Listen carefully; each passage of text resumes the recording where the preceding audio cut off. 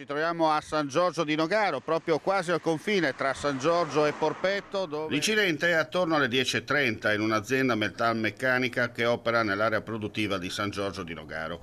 Per causa al vaglio degli ispettori dell'azienda sanitaria e dei carabinieri del radiomobile di Palmanova, l'addetto è stato urtato e sbalzato da un pezzo di metallo pesante circa 20 quintali.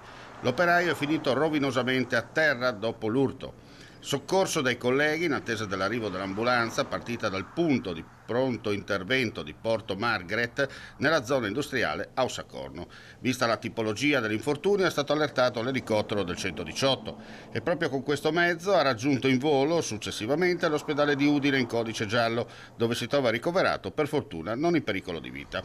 Poco prima, intorno alle 8, un operaio, per causa in corso di accertamento, è stato investito dall'esplosione di un grosso utensile con trasporto urgente in ambulanza all'ospedale per gli accertamenti sanitari. Ha riportato un piccolo taglio al petto, ma per fortuna nulla di grave. L'infortunio in un capannone nella zona industriale di Basigliano. Per quanto di loro competenza hanno operato i vigili del fuoco, carabinieri e gli ispettori dell'azienda sanitaria.